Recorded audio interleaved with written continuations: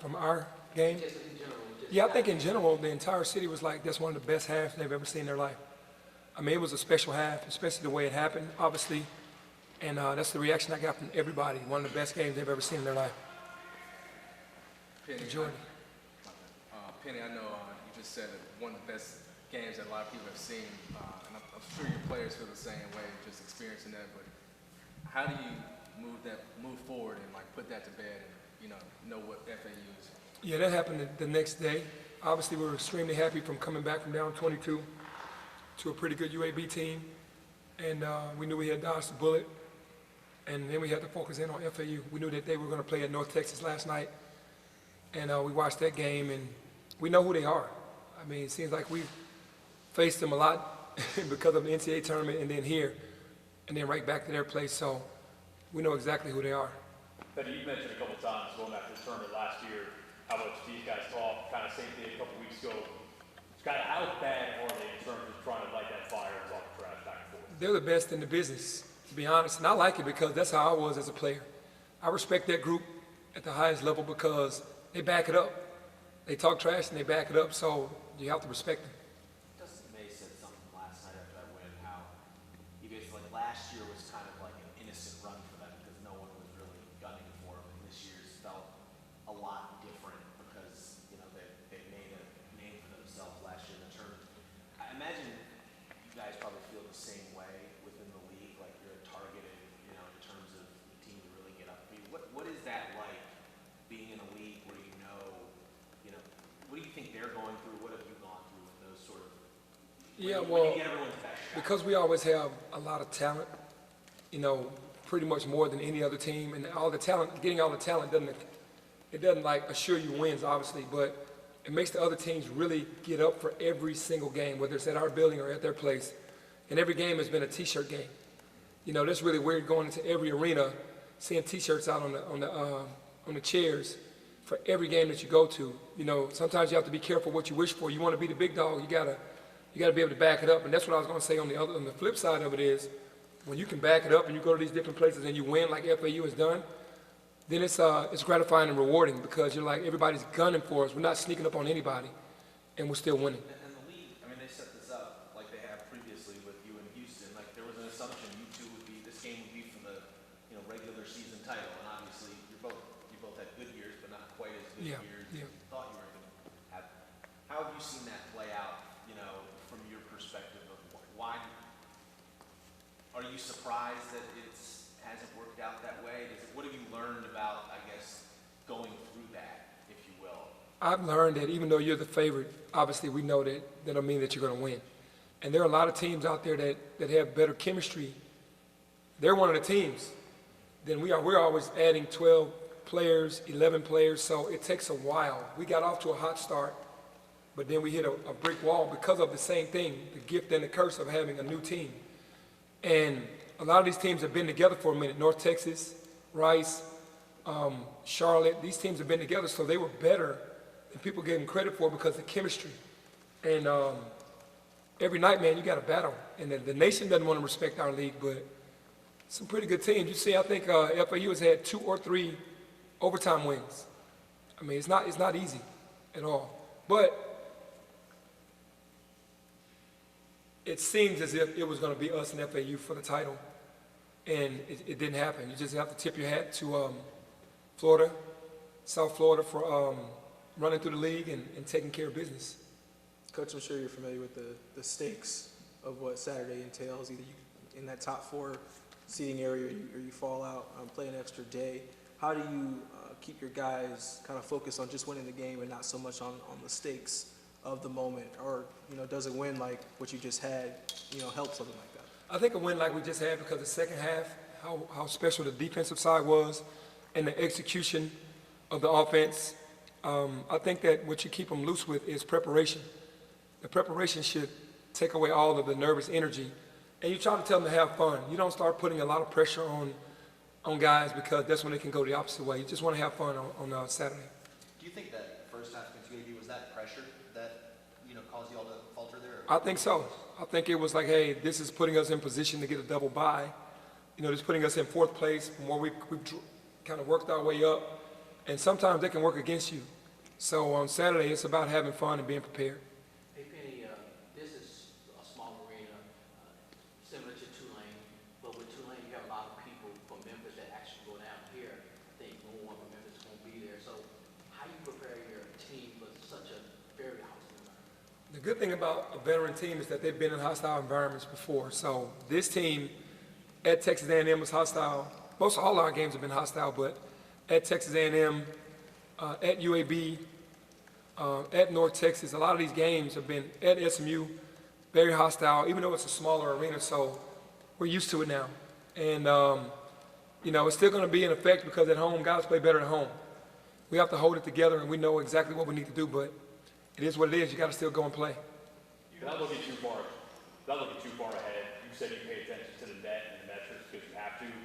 You feel like a win on Saturday maybe gives you a little bit of leeway to not have to go win the conference tournament in Fort Worth, or you still conference tournament plus no matter what? No, I think that if you beat a team like FAU twice, then you get a lot of respect around the country because they picked that team to win the whole thing. And they got a lot of respect because they're a really good team. If you do that, then they're definitely going to reward you for sure. You had a special moment, or a moment after the UAB win with Jaquan Walton.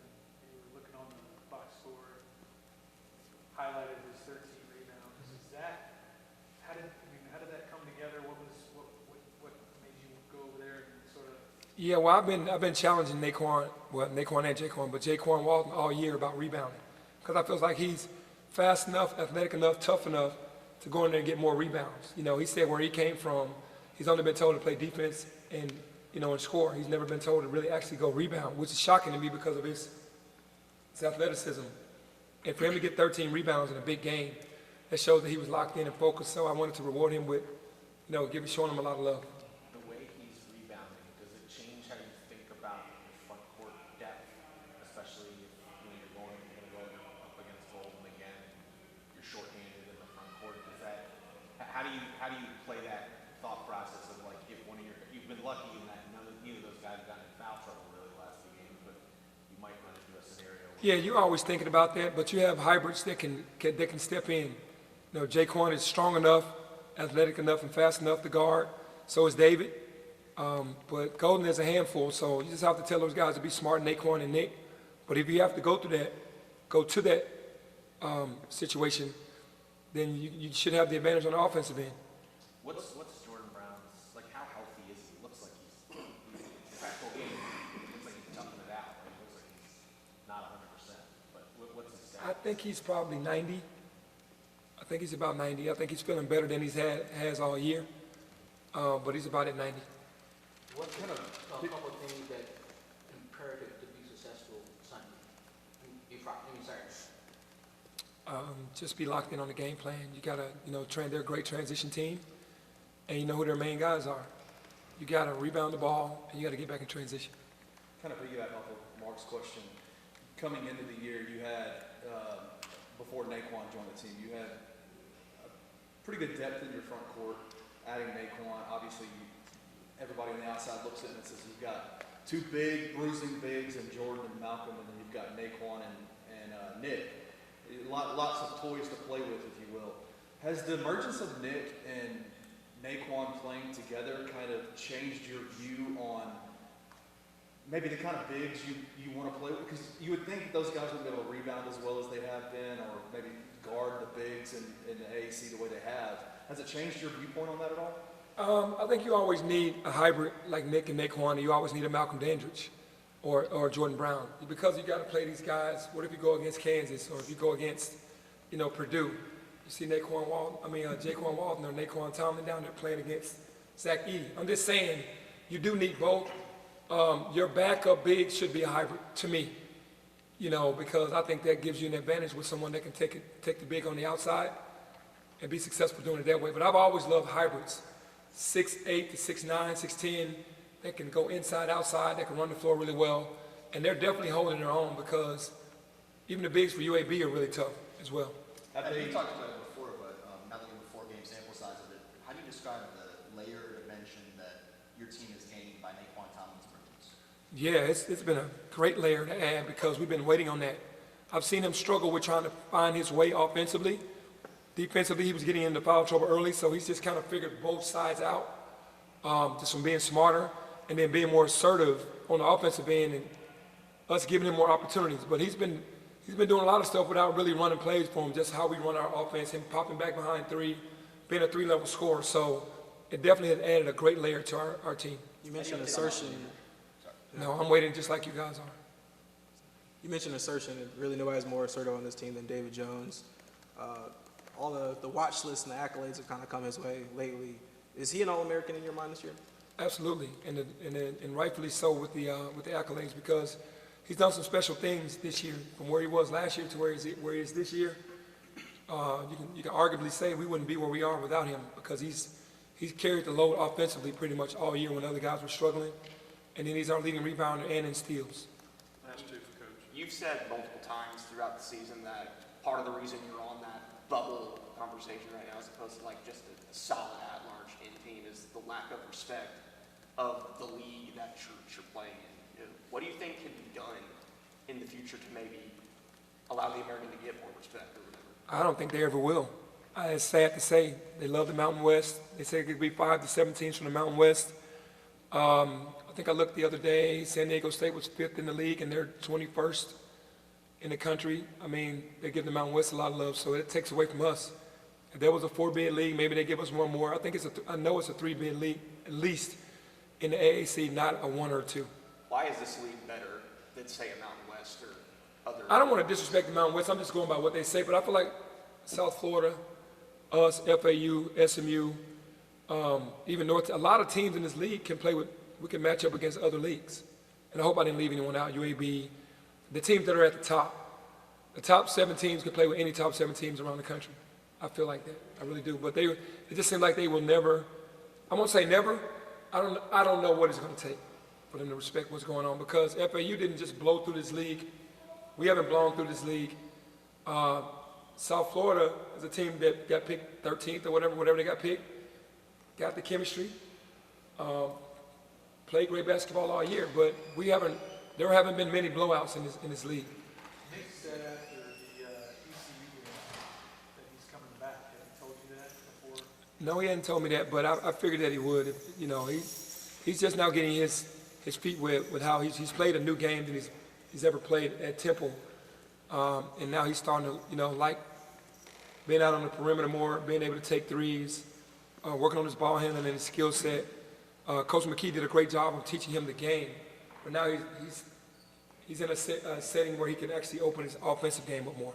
Feels like a big deal to have, this season's not even over yet, and you have, in this day and age, you have somebody saying, yeah, I'm coming back, and Yeah, I mean, because I see how much it hurts us. No matter if you go out and get an all-star list of guys in the portal, it still has to gel. And that's the part that I saw this year more than ever, that it can get rocky or it can be good. It was good for 17 games, and then it got rocky for 12 games or whatever. So it's like, now it's back together. So it's like that chemistry has to happen organically with guys that, especially when you add Naquan during the season and Jordan Brown comes back to go along with the guys we already have. Because you have so much talent, someone's always going to be disgruntled. So you got to always put out fires all year. So the chemistry, the character is definitely in play when you go out and grab those types of teams. And then one more quick one.